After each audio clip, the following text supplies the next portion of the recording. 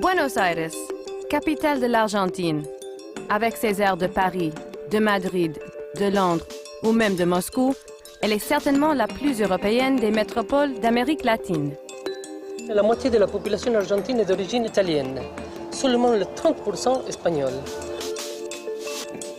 Faite de hauts et de bas, où se succèdent années d'opulence, de dictature, de crise et de reprise économique. Dans ces pays, la seule constante, c'est le changement. Mais malgré les tumultes, certaines choses ici semblent inébranlables, comme l'obsession qu'entretiennent les porteños pour le bœuf.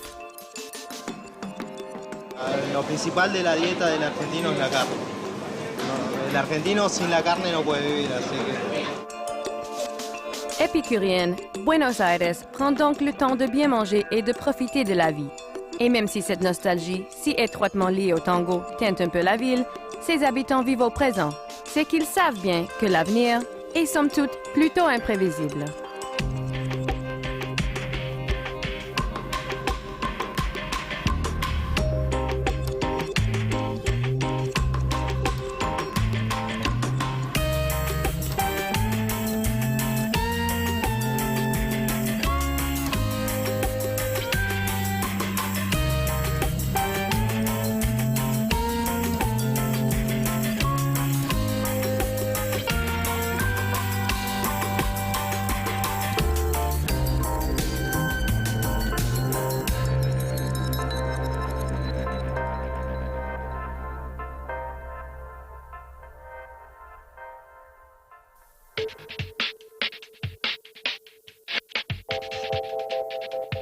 Il existe une expression qui dit que les Mexicains descendent des Aztèques, les Péruviens descendent des Incas et les Argentins descendent du bateau.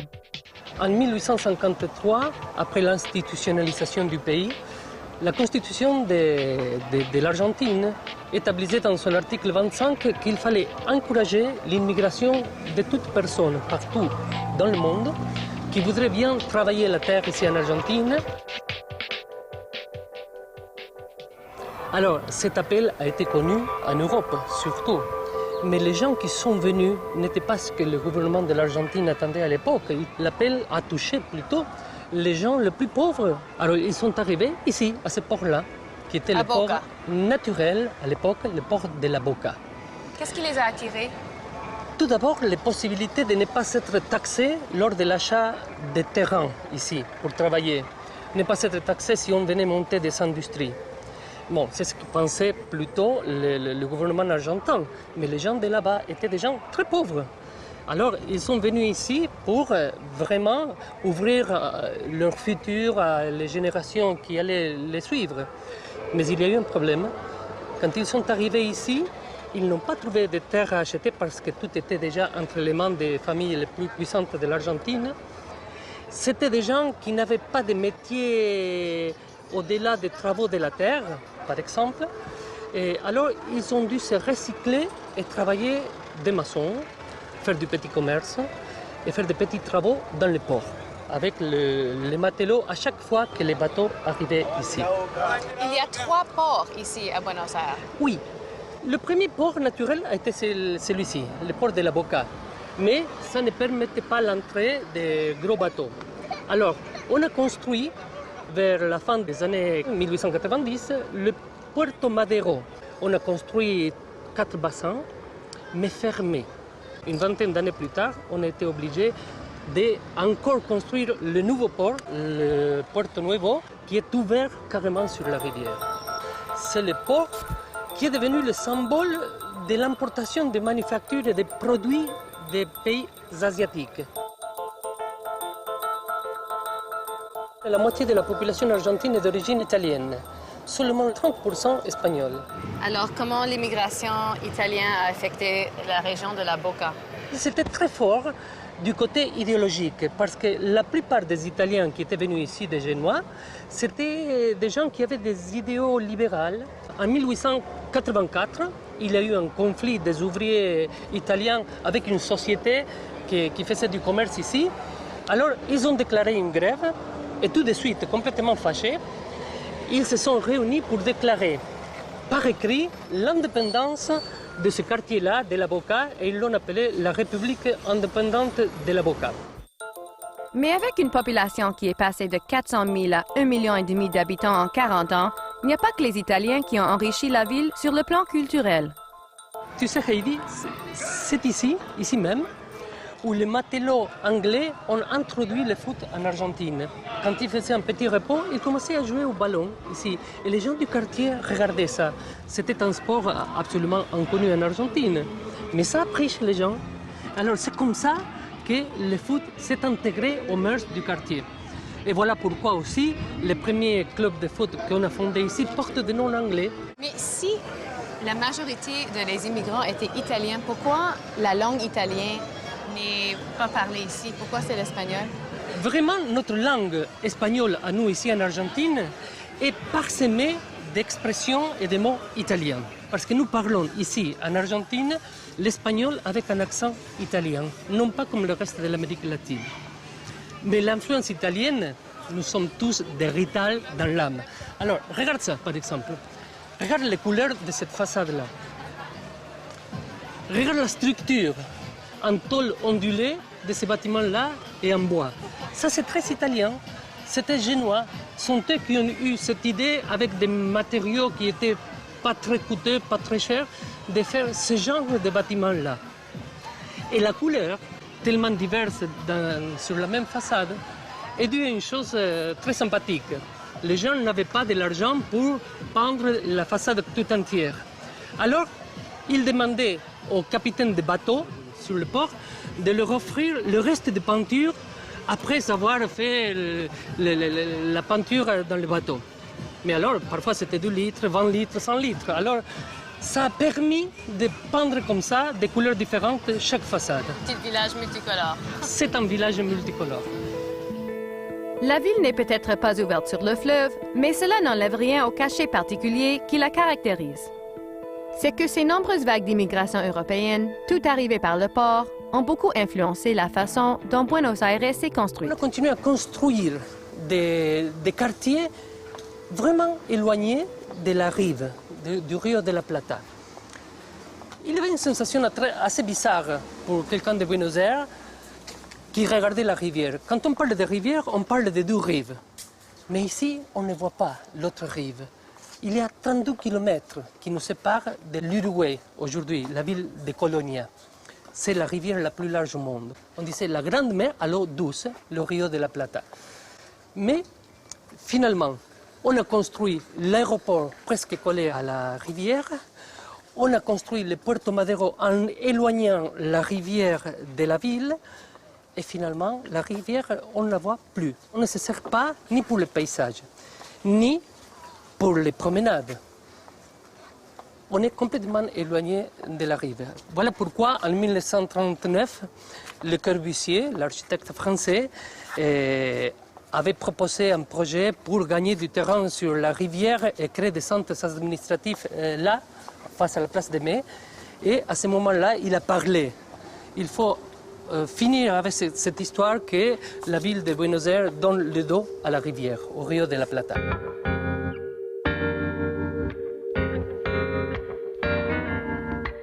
Silvina Barredo connaît bien les différents visages de l'architecture locale. Son travail consiste à trouver, pour le cinéma et la publicité, des coins de la ville pouvant ressembler tant à Paris qu'à Berlin ou même à New York. It is very eclectic. You have from Art Nouveau to colonial to very modern things. I hear that certain parts of the city can be mistaken for other cities. Is that Yes, true? there's places like a particular corner that if you put the right signs and you put the right cars, you can mistake it by Paris or with New York. It is in fact amazing, and that's one of the reasons why people like coming filming here. Like, you can totally, they call it look-alike locations. So you can film here as if you were in Manhattan or as if you were in Paris. So everybody feels at home here. Yes. In some spot. Yes, in some spot. You have to find your spot, and then, yeah, totally. Il y a effectivement de tout ici. Des petits quartiers invitants aux grandes avenues qui rappellent presque les Champs-Élysées.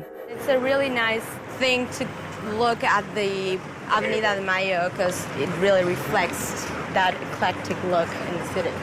It was first built like looking at Paris and seeing the architecture that Paris had, admiring that as like the cleanliness of it, and they actually used it as a lung of the city. So all the trees and the green could clean up the air, you know. They went to the Paris look, but they also wanted to look very Spanish, so they took some of the French that they loved the most. So it had a lot of Art Nouveau, but it also had a lot of colonial and, you know, very eclectic kind of look. This is a really iconic street here because it was the first avenue here and in South America. And in the underground, we can see this is one of the entrances to the subway. This was the first subway in Argentina and in South America too. It's called the A line. It was a huge deal when they built the street because when they built it, it was meant to be the main spot where commerce was going to take place. And a lot of the hotels that still work here were the places where the immigrants used to stay when they came here for commerce or when they came here like around, I'm talking about 1850s or something like that. C'est d'ailleurs à cette époque qu'a vu le jour, sur cette avenue, le célèbre Café Tortoni. Il a longtemps été le quartier général de nombreux auteurs et intellectuels importants, dont Jorge Luis Borges, Molina Campos et Alfonsina Storni. What's Palermo Hollywood? Well, Palermo Hollywood, it's a place that has recently emerged, I say, because it was a really ugly place like 8 years ago. It was really unsafe to walk the streets there and everything. But then it started uprising, it had really nice restaurants around it and really trendy, kind of cool clothing stores opening there. And it really brought up the neighborhood. Si le quartier Palermo suscite autant d'intérêt, c'est parce qu'il possède un cachet très particulier. On y retrouve entre autres de nombreuses casa chorizos, ces petites maisons qui sont en quelque sorte les habitations d'origine de la capitale argentine.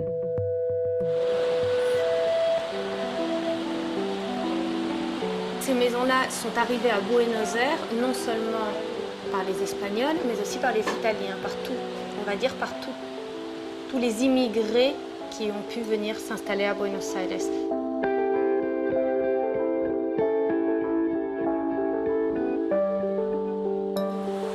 Je ne sais pas si tu as déjà vu le plan de Buenos Aires, mais tout est très carré.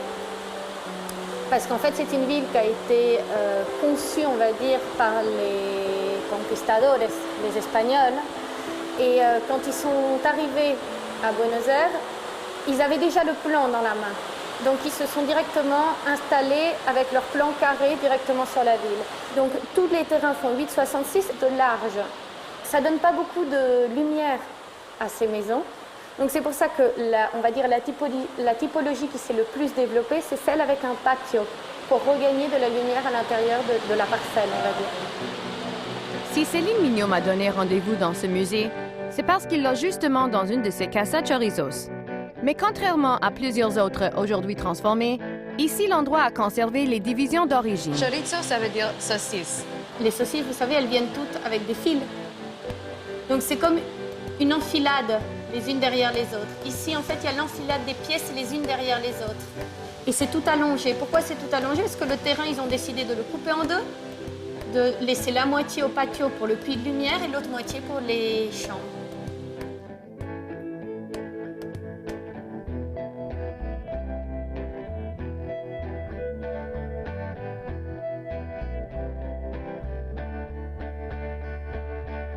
Pourquoi on a construit en profondeur au lieu de construire en hauteur?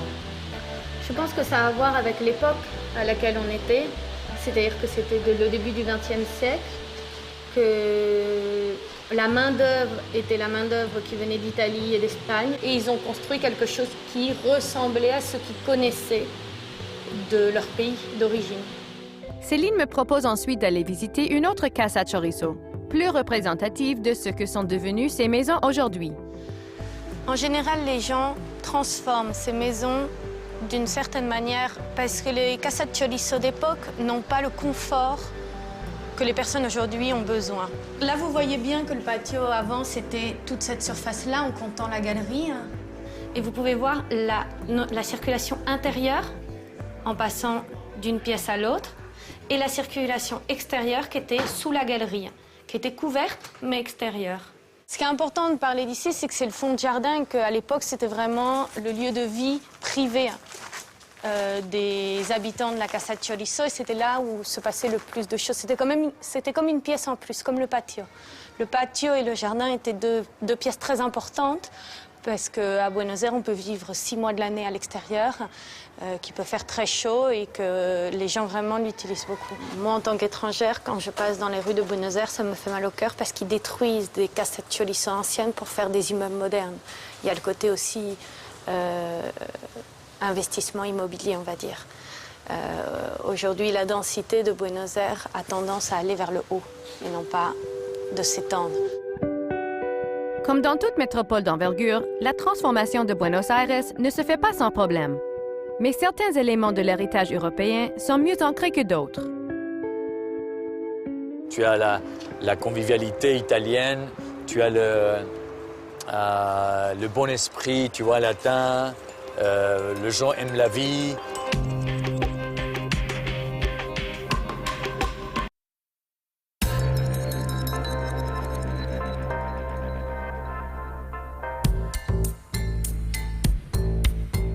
Afin de m'illustrer comment la ville se transforme, Gonzalo Ferradas me donne rendez-vous dans Puerto Madero, cette partie du vieux port qui a complètement été revitalisée depuis quelques années.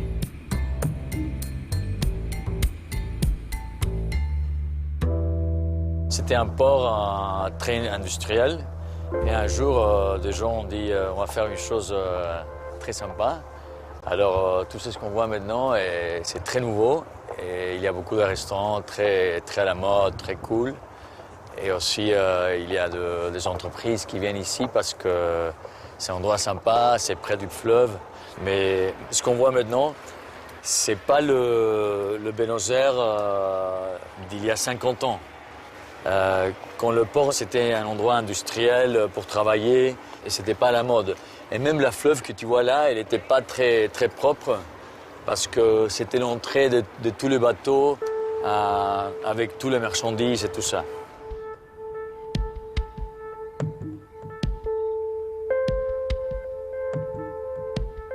Porteño, ça veut dire bien sûr du port. C'est les gens qui viennent de la ville de Buenos Aires. Parce que le port, c'est vraiment Buenos Aires. Et pourquoi ça s'appelle le Porteños? Parce que tout l'argent, avant, il y a, je sais pas, 100 ans, passait vraiment pour ici, pour le port. Et c'est une chose que les gens du reste du pays n'aimaient pas. Parce que chaque fois que tu exportais quelque chose, la ville de Buenos Aires prenait un taxe. Et le problème, c'est que le seul endroit pour faire le commerce entre l'Argentine et les autres pays, c'était le port de Buenos Aires. Alors, c'est un peu la cause de la personnalité de Porteños. Quand tu as le pouvoir, que tu peux vraiment faire beaucoup d'argent sans rien travailler, parce que tu fais vraiment le passage et les taxes, tu deviens un peu arrogant. Il n'y a aucune raison, mais on pense qu'on est supérieur. Jusqu'à après la Deuxième Guerre mondiale, quand l'Europe était vraiment dans les ruines, l'Argentine, à cause du blé et de la viande, était un pays hyper riche. Alors, à cette époque, les gens disaient que tu étais riche comme un Argentin.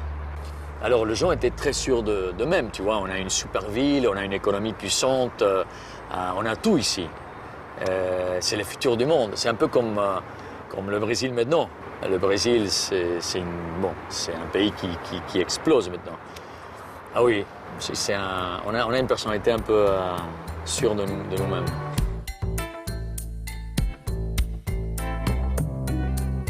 Ici, les gens ont vraiment le sang jeune et ils sont préparés pour l'aventure. Pourquoi? Parce que c'est un pays qui a toujours de ups and downs. Un jour, tu peux être riche. Un jour, tu as ta monnaie qui vaut le même niveau d'un pays africain.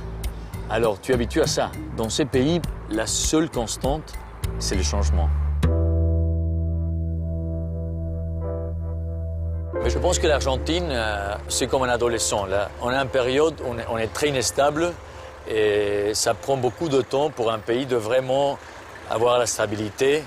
Il y a beaucoup de choses dans notre pays qu'on fait et vraiment, il n'y a pas une continuité. Ça veut dire, les choses qui sont faites dans les années 50, il n'y a aucune continuité dans les années 60 et après les années 70, comme ça, et économiquement surtout. Par exemple, regarde, tu vois les dégrues là? Bon, ils sont très jolis, non? Ouais. Bon, imagine-toi, quelqu'un les a achetés du gouvernement pour enlever les marchandises du bateau. Alors ils ont payé une fortune pour installer les grues. Après, quelqu'un qui est venu après a dit non, on ne va pas faire le transport ici. Alors, qu'est-ce qu'on fait? Décoration. Ils ne sont jamais utilisés, tu vois? Bon, pour toutes les choses négatives que je dis, c'est un endroit exceptionnel. Tu as la convivialité italienne, tu as le bon esprit, tu vois, latin. Les gens aiment la vie. On pense que c'est plus important être avec un ami que travailler. Tu vois, bon, c'est pas bien pour l'économie, mais en même temps... Les amitiés sont importantes. Les amitiés sont importantes, la famille est importante, la vie en général est importante. Je préfère vivre dans un pays qui est un peu bordélique que vivre dans un pays qui est parfait, que toutes les choses marchent bien, mais qui n'a pas la joie de vivre.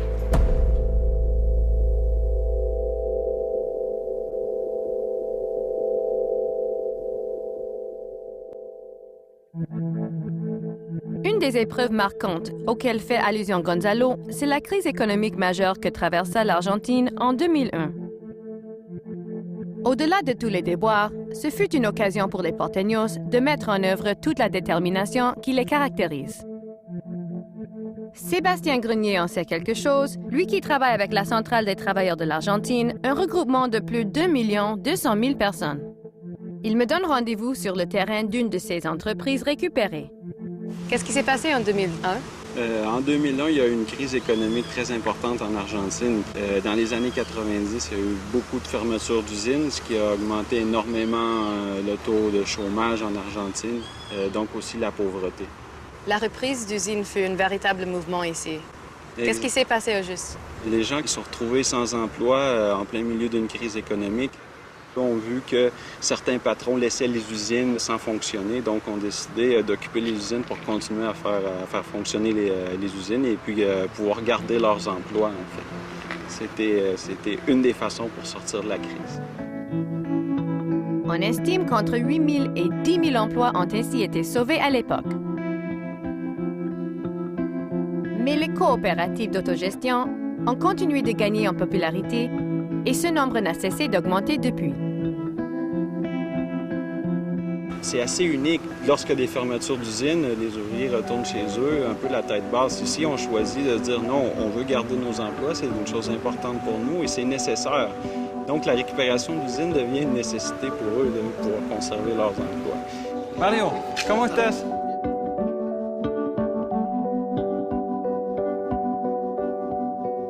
¿Es una empresa recuperada? Es una empresa recuperada que nosotros trabajamos para Techín, que hacía el trabajo de mantenimiento de caminos, de operación de equipo, en lo que era el relleno sanitario.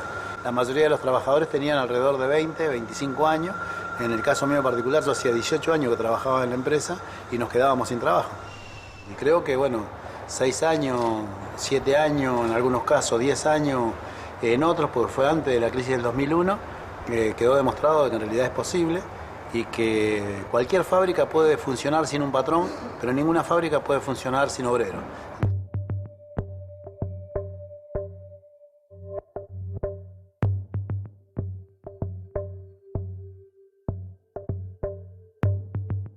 Toutes ces initiatives illustrent en effet à quel point les porteños n'attendent après personne pour prendre en main leur destin.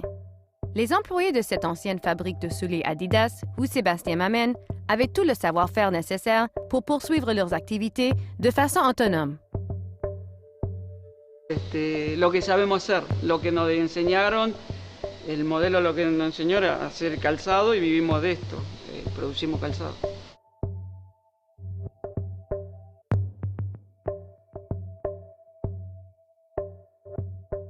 Nosotros cuando salimos a la calle, no salimos por nosotros solos.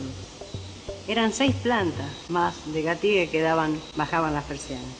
En el 95 cerraron 9 plantas, porque eran 15 total.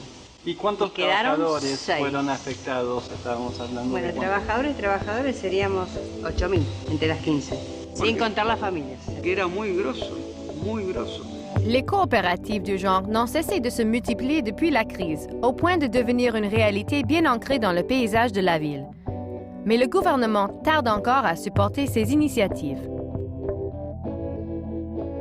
Como no hay legislación todavía para las cooperativas, es una lucha del movimiento de empresas recuperadas. Tratamos de organizar para ver si podemos ir por una ley de expropiación definitiva y con un título poder acceder a los préstamos de un banco para que podamos acceder a comprar materia prima, a proyectar a largo plazo.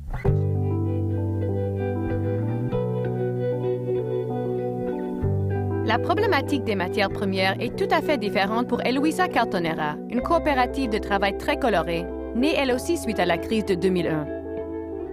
Tenía una pequeña editorial que se llamaba Libros de Eloisa y cuando vino la crisis del 2001 no pudo seguir haciendo los libros que hacía antes, que eran a base de fotocopias y cartulinas.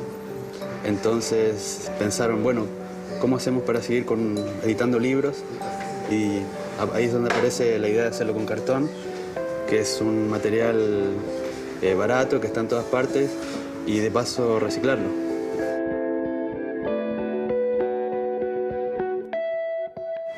Usted compra un cartón de los cartoneros. ¿Qué es un cartonero?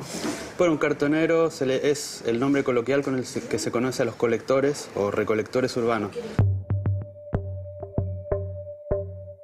De noche generalmente van recogiendo todo lo que la gente tira y lo separa para venderlo, ya sea vidrio, papel, plástico, madera.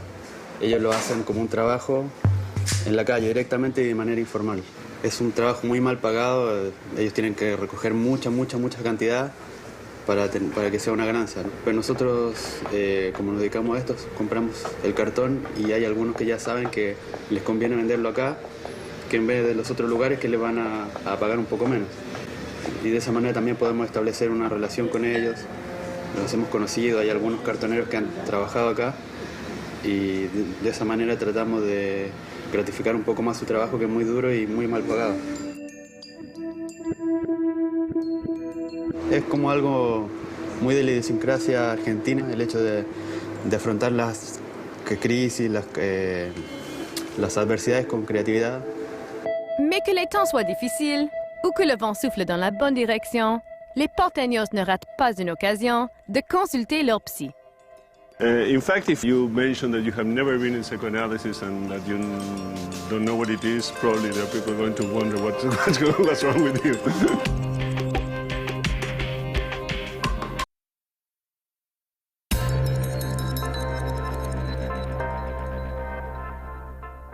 Une des choses qui distingue Buenos Aires des autres villes du monde est sans contredit sa quantité phénoménale de psychologues.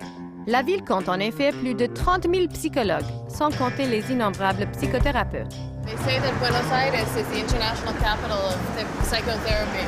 Is that true? Well, if you consider that 1 out of every 200 porteños, that is to say people who live in this city, is a psychologist, most probably practicing some kind of psychoanalysis, I would say that is true. But moreover, I mean, besides the diffusion of psychoanalysis as a therapy, I would say that here is a kind of central cultural artifact in the culture of the city. In other words, people speak, and people think, and people see reality through the lens of some kind of psychoanalytically oriented concept, I would say.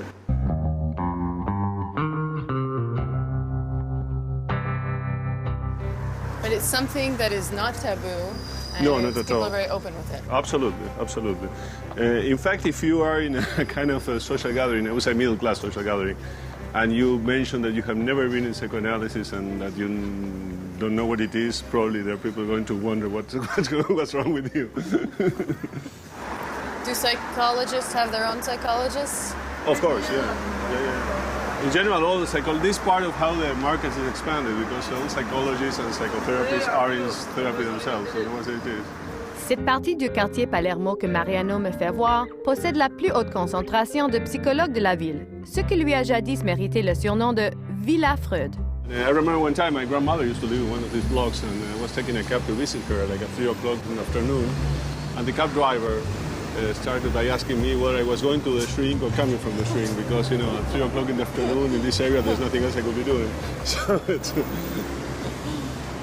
How did psychoanalysis become such an important part of the culture? Well, it's a very complex and historical process. You know, during the 1960s, Argentina was living through a very difficult and complicated political process. You know, dictatorships and proscription of the major political party. And psychoanalysis, for some people, became like a conceptual tool to understand this reality. That converged with the emergence of an affluent middle class, which sort of were looking for new patterns of consumption, and psychoanalysis offered that too. Also, the 50s and 60s was a moment in which the role of women in society changed a lot. Women entered massively into the job market, and that sort of provoked change in the family patterns and so on. And psychoanalysis provided an answer to that too. So what you have is a lot of demands to which different readings of psychoanalysis could provide answers.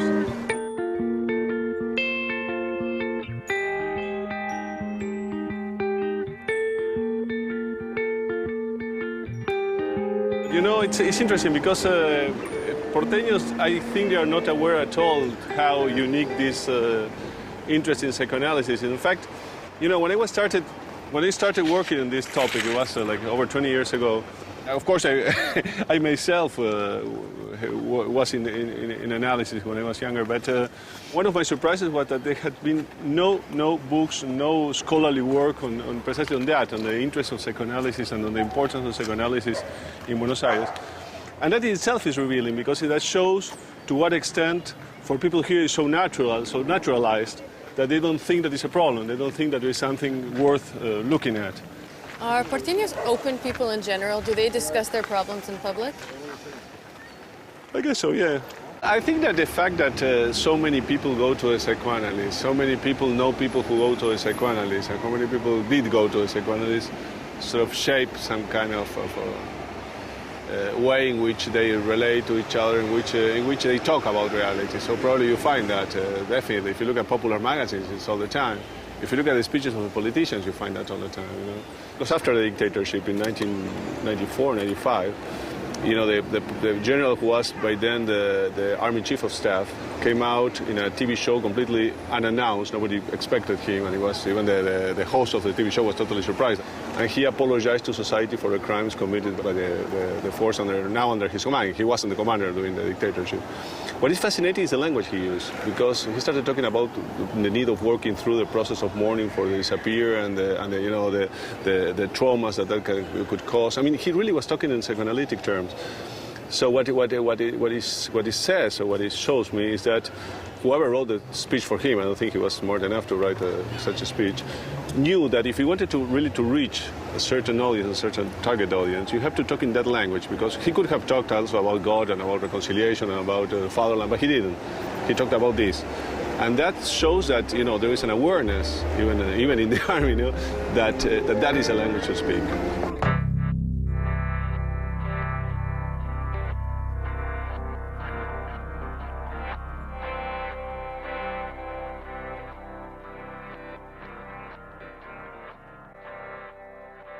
En plus d'être la capitale des psys, Buenos Aires est également la capitale mondiale du bœuf. L'Argentine est en effet le plus important producteur de bœuf au monde, et on y consomme 2 fois plus de bœuf qu'aux États-Unis.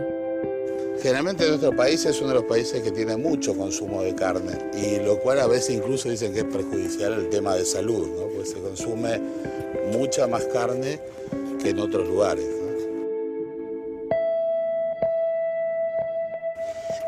Con lo cual hay mucha cultura en lo que es Argentina e incluso en Uruguay, el tema del consumo de la carne. Es decir, prácticamente es el elemento básico. Vamos al carnicero para preparar un asado. Explíquenos, por favor, ¿qué es un asado? Un asado en realidad es una comida hecha a la parrilla, a las brasas. Pero más que nada es toda una tradición en Argentina el comer asado, juntarse. Es una excusa para juntarnos con amigos y charlar, divertirnos, pasar un rato. Más allá de lo que es la comida, ¿no? Así que es un ritual aquí hacer asado. Sí, sí, es algo que la gente espera el tiempo para poder dedicarle al asado. No es algo que se va a hacer rápido, sino que hay que prepararlo, hay que ir a buscar la carne, preparar el fuego y en general es algo que la gente está esperando encontrarse y encontrar una excusa para el asado. La production bovine nationale s'élève à 2,67 millions de tonnes annuellement, dont plus de 80% est consommé localement. C'est donc dire que chaque habitant en consomme environ 75 kilos chaque année, soit le double de ce que consomme un Américain. En general los cortes que se usan más para el asado son estos, ¿no? Es decir, la parte de costilla, vacío. Hoy vamos a comer un poco de cerdo. ¿El pollo? Pollo también se hace. En general, la parrilla se puede hacer cualquier tipo de carne. La carne gruesa se va dejando más tiempo, así se va cocinando. Generalmente se come, hay distintos gustos, hay gente que lo come más crudo, más cocido. Eso va en la persona que lo consuma. Generalmente uno lo lleva y dice, no, le falta un poquito. Hay gente que es más celosa y dice, no, se come como yo lo hago y pum. Avec leur fierté légendaire, tous les porteños vous diront que le bœuf local est de loin le meilleur. Mais les fluctuations récentes de l'économie en ont radicalement fait augmenter le prix. Et voilà qui pourrait en forcer plusieurs à reconsidérer leurs habitudes.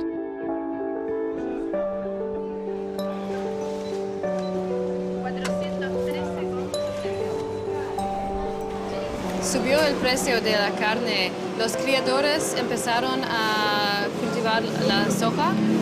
Y sí, por el tema de las sequías y el temporal que hay muchos productores que se están tirando más a la soja, todo eso. Muchos pierden muchas carnes, pierden muchas cabezas de animales. Hay productores que tienen 600 cabezas de animales y perdieron 400. Y 400 cabezas es el trabajo de un año. Entonces se tiran más a producir soja y todo tipo de vegetales que en este momento le rinde más que la carne. ¿Qué nos recomienda para el asado? Para el asado de costilla, vacío y pechito de cerdo. Es lo que le puedo recomendar ahora. ¿Qué vamos a comprar? Bueno, sí. Se calcula aproximadamente medio kilo por persona en total con todas las achuras y eso. Así que para 25 o 22 son 11 kilos de carne. Un momento.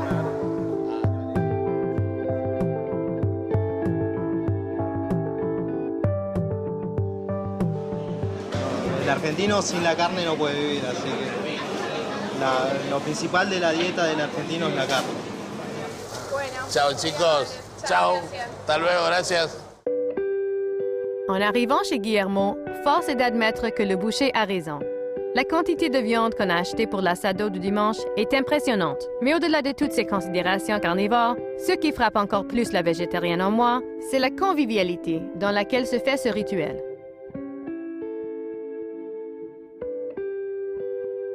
Guillermo, Sí. está lloviendo. Está lloviendo en Buenos Aires. Igual estamos haciendo el asado bajo la Tenemos una lluvia. fiesta hoy. Sí, están acá los amigos, somos como 20, 25 personas. Y bueno, vamos a tratar de que todos puedan comer algo. Hace 2 horas más o menos que estamos 2 preparando horas para todo. preparar. De preparar el fuego y poner la carne más o menos 2 horas. ¿Y qué tenemos aquí? Y acá tenemos los chorizos, que son unos embutidos con carne de cerdo y carne de vaca y grasa. Después tenemos acá cerdo, costilla, el vacío.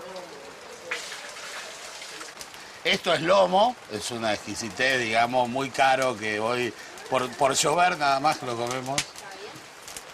Y después, bueno, acá hemos incorporado papas y morrones para los vegetarianos, exactamente. El papel del asador es muy prestigioso.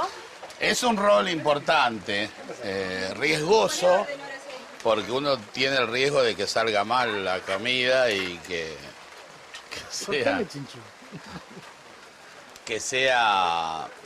no sea apreciado, pero sí es un lugar de privilegio y mucha gente se pelea por ser los asadores.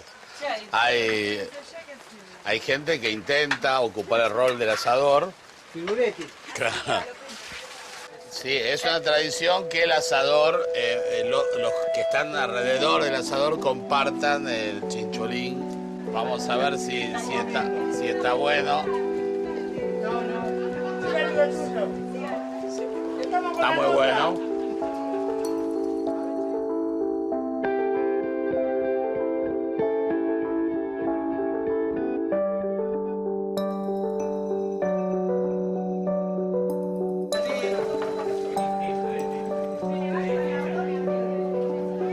¿Tienen hambre? Buen provecho. Un brindis por el asado, por los amigos que nos encontramos.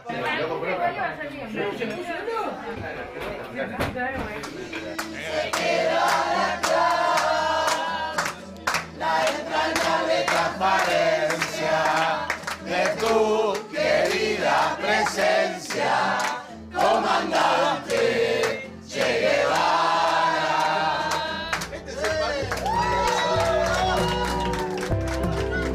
Il n'y a plus de doute maintenant. Les asados, c'est beaucoup plus que de la simple viande. Qu'on soit carnivore ou non, l'accueil est vraiment chaleureux. Les gens dansent ici avec beaucoup de sentiments. Il y a une générosité, peut-être un désir de partager.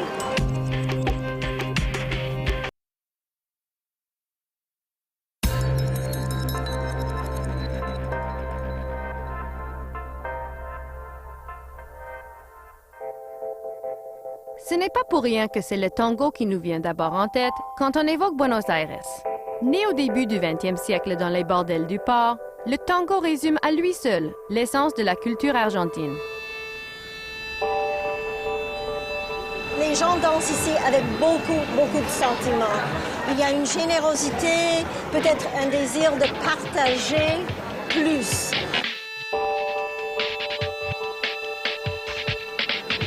Le tango, ça se danse dans une milonga.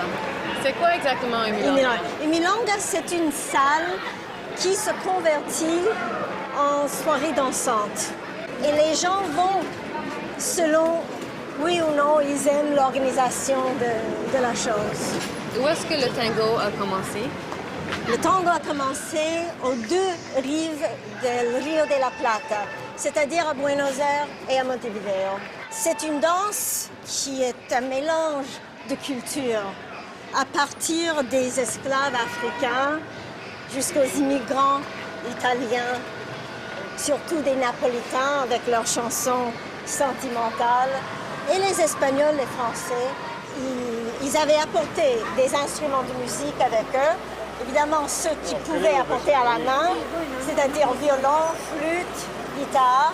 Et ils ont commencé à jouer de la musique, chaque culture ajoutant un élément de son pays natal. Comme les instruments étaient la flûte, la guitare et le violon, la musique était un peu plus rapide que la musique d'aujourd'hui et un peu plus gaie. Et donc, ça donnait envie de danser probablement. Et la légende dit que les hommes pratiquaient entre eux des pas et ensuite allaient dans les bordels pour pratiquer avec les prostituées, surtout en attendant que leurs favorites descendent. Parlant de pratique, Karine m'invite d'abord à passer chez son ami Jorge pour une petite initiation.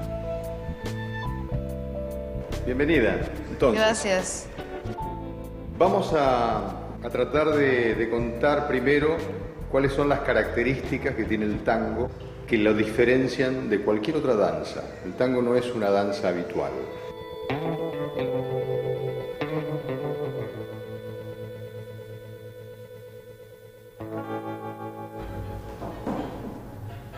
ça. Oui.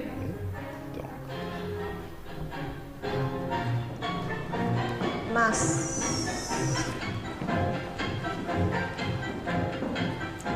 Danser un tango, c'est une histoire d'amour de 3 minutes. De 3 minutes que dure la chanson. Entonces es importante la manera en que comienza esa historia.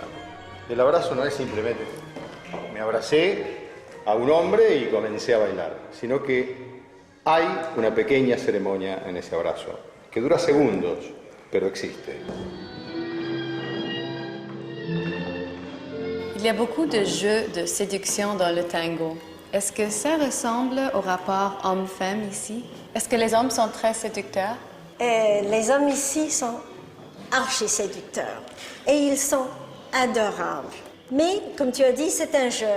Ça fait tellement partie de leur nature.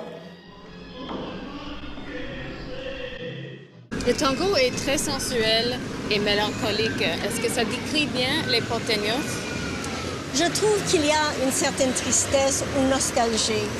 Avant le crash de 29, l'Argentine était un des pays les plus riches du monde. Ce n'est plus le cas. Les gens ont cette nostalgie de l'âge d'or. La vie est difficile, ils sont très sentimentaux. Et il y a une attitude de « oui, ça marche pas, mais ça va aller mieux ». Après avoir connu ses heures de gloire en rayonnant partout sur la planète, le tango semblait vouloir disparaître progressivement en Argentine. Je suis très reconnaissante qu'il y ait une nouvelle génération, parce que le tango était mort pendant les années 50 et 80. Pour toutes sortes de raisons, le gouvernement militaire ne voulait pas que les gens se rassemblent en grand nombre, et donc toutes les milongas avaient fermé leurs portes.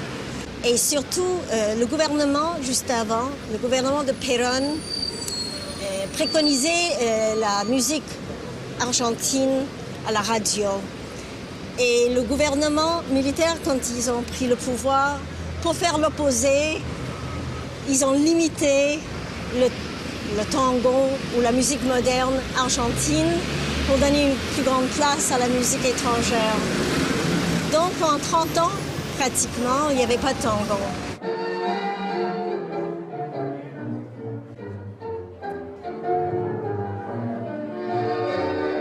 Alors, il y a tout un système de règles dans le milonga. C'est ça. Dans les endroits traditionnels, on invite par le regard. Ça s'appelle el cabeceo. Vous allez voir que les hommes sont d'un côté et les femmes au côté opposé. Et l'homme va regarder la femme. Quand le contact visuel est établi, il va faire ça, elle va faire ça. Il va se lever, mais il garde les yeux braqués l'un sur l'autre et ne se lève pas avant qu'il soit juste devant sa table. Parce qu'elle ne sait pas si c'est la femme à côté, l'autre côté ou derrière, qui sont toutes belles et bonnes danseuses. Donc, parce qu'on a beaucoup d'orgueil, on attend juste pour être sûr. Un type de danse. Alors, c'est comme maintenant? Donc maintenant, on va voir si quelqu'un peut m'inviter à danser. Je vais regarder personne dans les yeux parce que je suis trop gênée. Je viens de le faire, tu vois?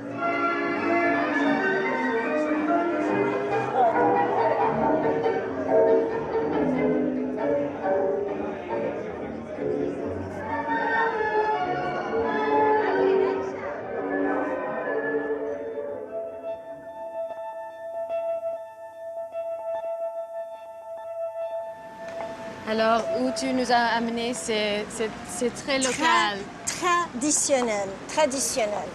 Et comme tu as vu, et comme j'ai expliqué, chacun et chacune a sa chaise. Et si l'homme te donne un regard, comment est-ce que vous allez dire non? Ah, on évite le regard. On n'a pas vu, on n'a rien vu. On a mal aux pieds. On a toutes sortes de ruses, mais eux aussi, les hommes aussi. Karen me propose ensuite d'aller au Sunderland, une salle de tango connue surtout des porteños.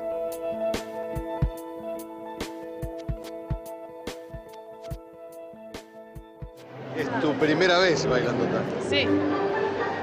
La première fois. Et la première fois est ici, dans les plus fameuses milongas de Buenos Aires.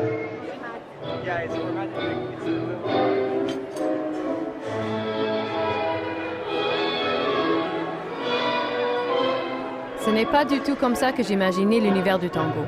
Je dois admettre que je suis plutôt séduite par l'ambiance décontractée et sans prétention qui règne ici. Karen avait raison. Le tango, ça se passe vraiment entre les deux danseurs. Tout ce qu'il y a autour est secondaire. L'héritage des diverses cultures européennes qui ont enrichi Buenos Aires est palpable à chaque coin de rue. Et l'immensité de la ville nous permet de croire qu'on ne s'en lasserait jamais. Malgré les revers, la ville continue de battre à son propre rythme. Et cette assurance qu'affichent les porteños est le moteur de grandioses petites révolutions. De grands nostalgiques, ces adeptes de milongas, mais aussi, et surtout, est résolument ancré dans le moment présent.